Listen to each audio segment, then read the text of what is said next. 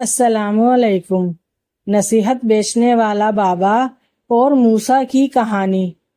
پرانے وقتوں کی بات ہے، شہر بصرہ سے تھوڑے سے فاصلے پر ایک چھوٹی سی بستی تھی، جہاں ایک بوڑھا شخص اپنی زندگی کے آخری دن گزار رہا تھا، اور وہ اپنی زندگی کی 80 بہاریں دیکھ چکا تھا۔ مطلب یہ کہ اس کی عمر تقریباً 80 سال کی ہو چکی تھی۔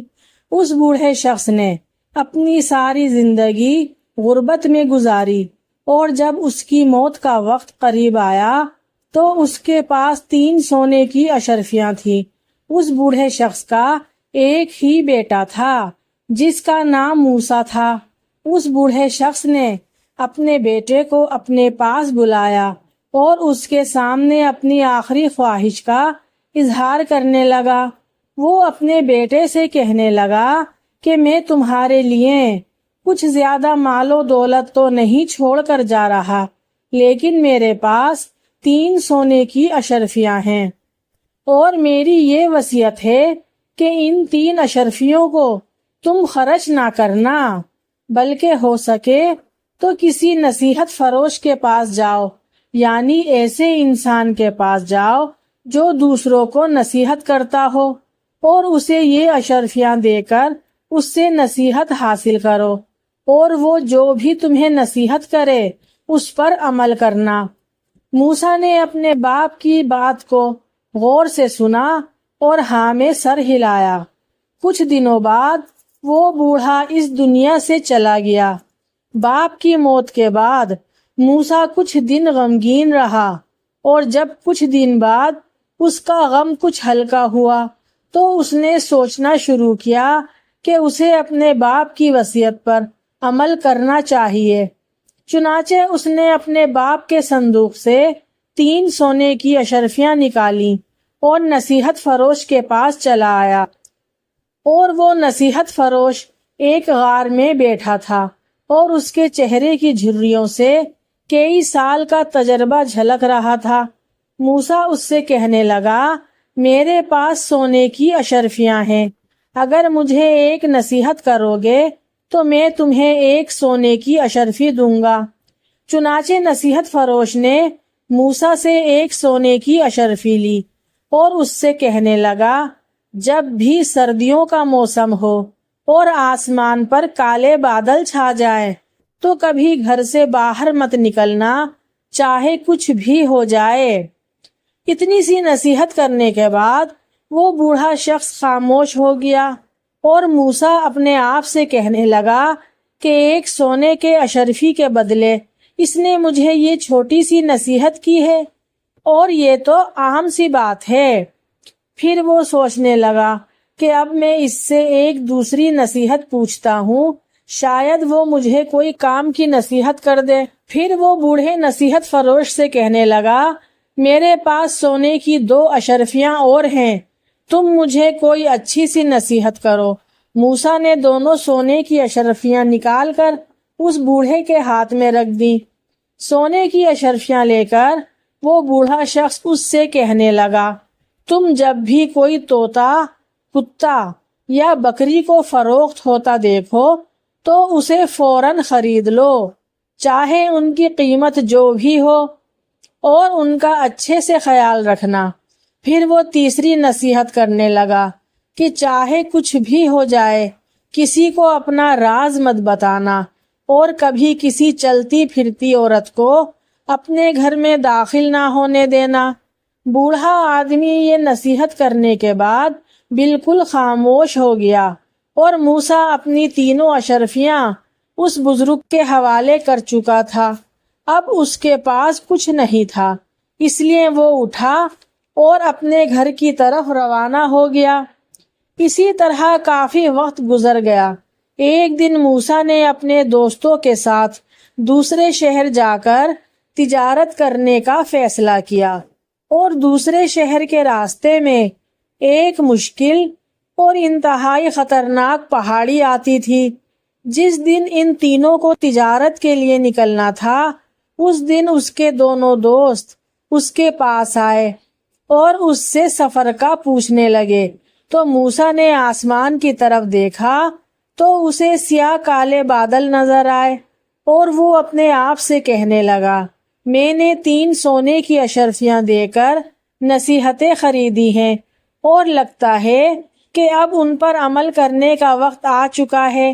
موسیٰ اپنے دوستوں سے کہنے لگا میرے خیال سے آج ہمیں سفر پر نہیں جانا چاہیے اور موسم کے ٹھیک ہونے کا انتظار کرنا چاہیے، شاید کل تک موسم ٹھیک ہو جائے، ہم کل تجارت کے سفر پر چلیں گے۔ لیکن موسیٰ کے دونوں ساتھی کہنے لگے موسم تو ابھی بالکل ٹھیک ہے اور ہم تو آج ہی جائیں گے، اگر تمہیں ہمارے ساتھ آنا ہے تو ٹھیک ہے آ جاؤ ورنہ ہم دونوں چلے جائیں گے۔ اس پر موسیٰ نے کہا ٹھیک ہے تم دونوں جاؤ، میں آج سفر نہیں کروں گا، تمہیں اگر زیادہ جلدی ہے تو تم جا سکتے ہو۔ پھر اس کے دونوں دوست اس کو چھوڑ کر سفر پر نکل پڑے۔ چلتے چلتے وہ دونوں دوست اسی پہاڑی کے خطرناک سرے پر جا پہنچے اور وہاں پہنچ کر انہوں نے دیکھا کہ موسم خراب ہو گیا، کالے سیاہ بادل آ گئے، بجلی کڑکنے لگی اور برفانی طوفان آ گیا۔ وہ دونوں دوست راستہ بھٹک گئے اور برفانی طوفان کی لپیٹ میں آ گئے۔ ان دونوں نے اپنی جان بچانے کی بہت کوشش کی مگر طوفان کے آگے ان کی ایک نہ چلی اور وہ اپنے آپ کو بچا نہ سکے اور وہ دونوں وہیں پر گر گئے اور مارے گئے۔ جب دوسرا دن طلوع ہوا تو آسمان بالکل صاف تھا۔ موسیٰ نے جب دیکھا کہ آج موسم بالکل ٹھیک ہے تو اس نے اپنے سفر کا آغاز کیا اور اسی پہاڑی کی طرف چل پڑا۔ پھر اس نے دیکھا کہ اس کے دونوں دوست برفانی طوفان میں مارے جا چکے ہیں۔ وہ اپنے دوستوں کے قریب گیا اور غور سے انہیں دیکھنے لگا کہ شاید کسی میں سانسیں باقی ہوں، لیکن اس نے دیکھا کہ دونوں دوست مر چکے تھے اور ان دونوں کی جیبوں میں دینار سے بھری ہوئی تھیلیاں تھیں۔ اس نے جب دینار گنے تو وہ پورے 300 تھے۔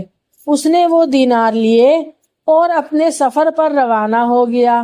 راستے میں چلتے ہوئے موسیٰ سوچنے لگا کہ اس نصیحت فروش کی پہلی نصیحت سچ ثابت ہوئی اور اس نصیحت پر عمل کر کے اسے بہت فائدہ ہوا، اور وہ سوچ رہا تھا اگر اس نے اپنے بوڑھے باپ کی بات پر عمل نہ کیا ہوتا اور اس نصیحت فروش سے نصیحتیں نہ خریدی ہوتی تو شاید وہ بھی اس طوفان کی زد میں آ کر اپنی جان سے ہاتھ دھو بیٹھتا۔ لیکن نہ صرف وہ اپنی منزل پر باحفاظت پہنچ گیا بلکہ اسے 300 دینار بھی مل گئے، جس کی قیمت ان کی 3 سونے کی اشرفیوں کے برابر تھی۔ بازار میں پہنچ کر اس نے تجارت کی اور پھر اپنے گھر واپس آ گیا، اور پھر کچھ دنوں کے بعد وہ بغداد کے بازار میں پہنچا جہاں پر ایک آدمی ایک طوطا، ایک بکری اور ایک کتا بیچ رہا تھا۔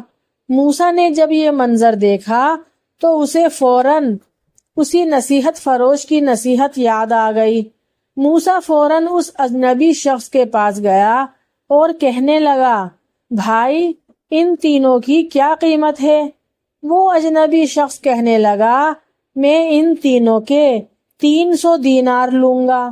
بازار میں کھڑے لوگ اس بیچنے والے کی بات سن کر ہنسنے لگے اور اس سے کہنے لگے ایک طوطے، ایک بکری اور ایک کتے کی قیمت 300 دینار بہت زیادہ ہے، اسی لیے تم جب سے آئے ہو یوں ہی بیٹھے ہو اور کوئی بھی تم سے جانور نہیں خرید رہا۔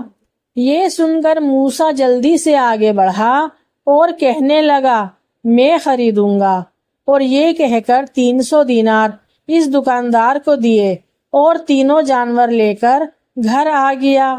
اور پھر گھر آ کر وہ یہ سوچنے لگا کہ میں اب ان کا کیا کروں، میرا تو باپ بھی اس دنیا سے چلا گیا، میرے دوست طوفان میں مارے گئے اور میرے پاس جو رقم تھی میں نے یہ تینوں جانور خرید لیے، کہیں میں نے کوئی غلطی تو نہیں کر دی، اور ان جانوروں کی حالت بھی بہت بری ہے، اب میں ان کا کیا کروں گا؟ کیا میں انہیں آگے بیچ دوں یا پھر بکری کو ذبح کر لوں اور کتے کو اپنی رکھوالی کے لیے رکھ لوں اور طوطے کے ساتھ باتیں کر کر اپنا دل بہلاتا رہوں؟ آخر میں ان کا کیا کروں؟ وہ سارا دن بس یہی سوچتا رہا۔ رات کا وقت ہوا تو وہ وہیں پڑے پڑے سو گیا۔ اس نے ایک خواب دیکھا کہ کوئی بہت بڑا خزانہ کسی غار میں پڑا ہے اور وہ خود ننگے پاؤں بھٹکتا ہوا اس غار کو تلاش کر رہا ہے۔ صبح جب موسیٰ سو کر اٹھا تو وہ اپنے اسی خواب کے بارے میں سوچنے لگا۔ اسے سمجھ نہیں آ رہا تھا کہ اس کا خواب سچا ہے یا جھوٹا، لیکن اس نے فیصلہ کیا کہ وہ اس غار کو تلاش کرنے کی کوشش کرے گا۔ وہ فوراً اٹھا اور اس غار کی تلاش میں نکل پڑا۔ وہ سارا دن پہاڑوں میں گھومتا رہا لیکن اسے وہ غار نہ ملی۔ پھر اس نے کچھ گھاس کاٹی اور اپنے تیر کمان سے کچھ شکار کیا اور اپنے گھر واپس آ گیا۔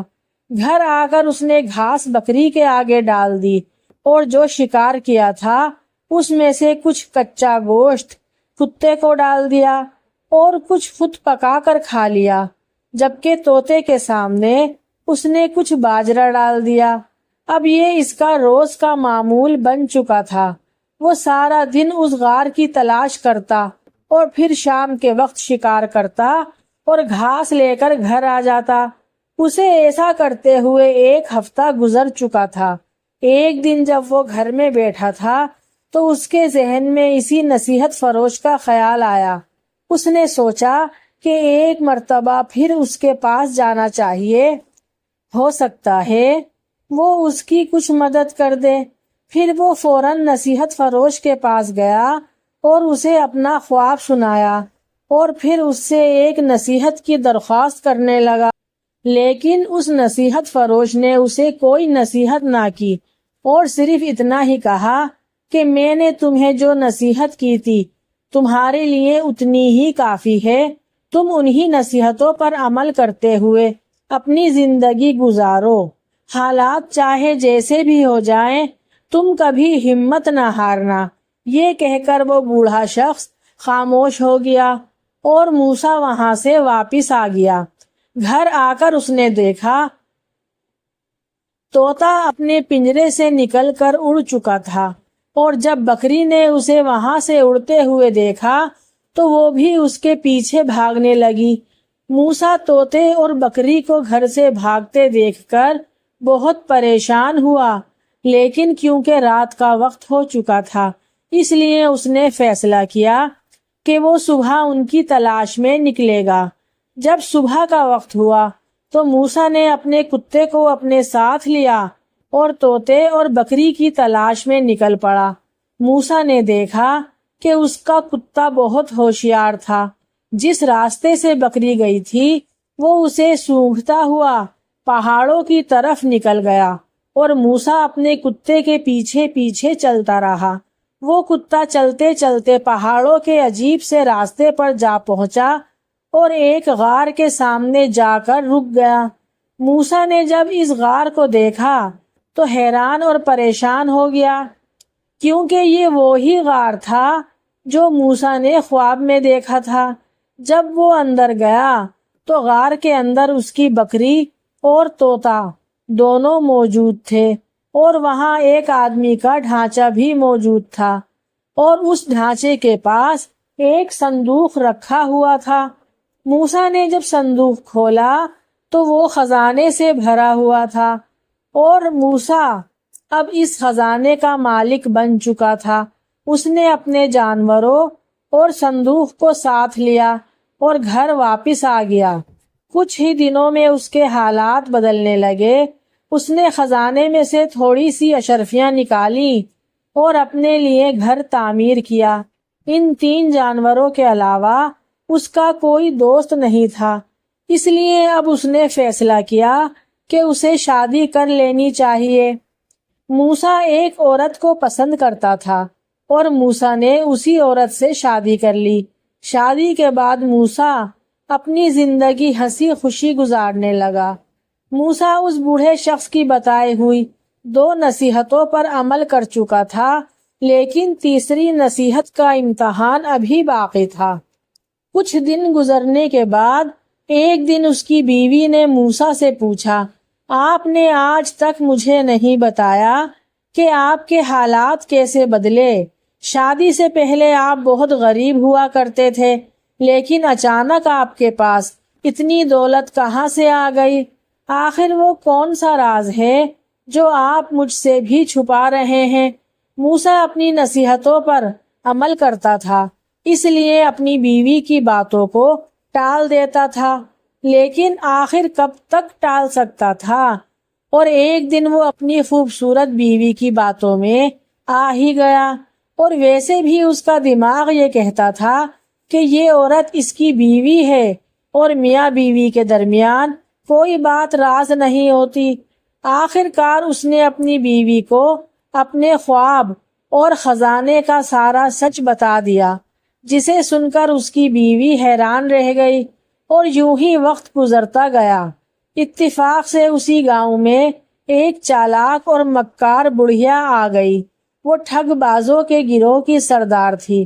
اسے بھی اس بات کا علم ہو چکا تھا کہ اس گاؤں میں ایک موسیٰ نامی شخص رہتا ہے جو بہت کم دنوں میں بہت امیر ہو چکا ہے اور اس کے پاس کوئی خزانہ ہے۔ اب اس بڑھیا کی نظر اس کی دولت پر تھی۔ اس مکار عورت نے ایک چال چلی۔ اس نے ایک نیک عورت کا روپ دھار لیا، اور جب موسیٰ گھر پر نہیں تھا تو اس نے دروازے پر دستک دی۔ اس کی بیوی نے جب دروازہ کھولا تو وہ عورت اس کے سامنے نیک اور پارسا ہونے کا ڈرامہ کرنے لگی۔ موسیٰ کی بیوی بہت نیک اور رحم دل تھی۔ وہ اس بڑھیا کی باتوں پر یقین کرنے لگی اور اس بڑھیا کو اندر لے آئی اور اس کی خدمت کرنا شروع کر دی۔ اب اس بڑھیا نے اپنا معمول بنا لیا تھا کہ جب بھی موسیٰ گھر پر نہ ہوتا وہ اس کی بیوی سے ملنے اس کے گھر چلی جاتی۔ اس بڑھیا نے اپنی چکنی چپڑی باتوں سے موسیٰ کی بیوی کا بھروسہ جیت لیا اور ایک دن اس سے خزانے کا راز اگلوا لیا۔ یہ وہ راز تھا جس کی تلاش میں یہ بڑھیا سارے بغداد میں دھکے کھا رہی تھی۔ اسے جیسے ہی معلوم ہوا کہ خزانہ کس جگہ پر چھپایا گیا ہے تو اس نے اپنے ٹھگ باز ساتھیوں کو بلایا اور وہ خزانہ وہاں سے لے کر فرار ہو گئی۔ کچھ دن گزرے تو موسیٰ اپنی بیوی سے کہنے لگا، ہمیں اب باقی خزانے کو بھی بیچ دینا چاہیے اور اس سے جو رقم حاصل ہوگی اس سے اپنا کاروبار وسیع کرنا چاہیے، کیونکہ بیٹھ کر کھانے سے تو قارون کا خزانہ بھی ختم ہو جاتا ہے۔ موسیٰ جب اپنی بیوی کو لے کر اس جگہ پہنچا جہاں اس نے خزانہ چھپایا تھا تو وہاں پہنچ کر اس کے پیروں کے نیچے سے زمین نکل گئی۔ خزانے سے بھرا صندوق وہاں سے غائب تھا۔ اس نے ساری جگہ ڈھونڈا لیکن وہ صندوق کہیں نہیں تھا۔ اس کے پیروں تلے زمین نکل گئی اور وہ صندوق اسے ملتا بھی کیسے؟ وہ تو اس بڑھیا اور اس کے ٹھگ باز دوستوں نے چرا لیا تھا۔ مایوسی کے عالم میں موسیٰ نے اپنی بیوی سے غصے میں پوچھا، کیا کوئی باہر کی عورت ہمارے گھر آئی تھی؟ جس پر اس کی بیوی نے ڈرتے ڈرتے سارا واقعہ سنا دیا تو موسیٰ کو فوراً وہ نصیحت یاد آ گئی کہ کسی چلتی پھرتی عورت کو گھر میں داخل نہ ہونے دینا۔ موسیٰ کو فوراً احساس ہوا کہ اس نے نصیحت فروش کی آخری نصیحت پر عمل نہیں کیا۔ اس کے چہرے پر پچھتاوا تھا اور وہ اپنا سر پکڑ کر بیٹھ گیا اور افسوس سے کہنے لگا، اگر میں نے بوڑھے کی اس نصیحت پر عمل کیا ہوتا تو آج مجھے یہ دن نہ دیکھنا پڑتا۔ پھر اچانک اسے یاد آیا کہ جب وہ آخری دفعہ اس نصیحت فروش کے پاس آیا تھا تو اس نے کہا تھا کہ کبھی ہمت نہ ہارنا، حالات چاہے جیسے بھی ہوں، اور اپنے فیصلوں سے سیکھتے رہنا۔ موسیٰ کو احساس ہوا کہ اس زندگی میں دولت سے زیادہ اہم نصیحت ہوتی ہے۔ انسان کی اصل طاقت اور حکمت نصیحتوں پر عمل کرنے میں ہے۔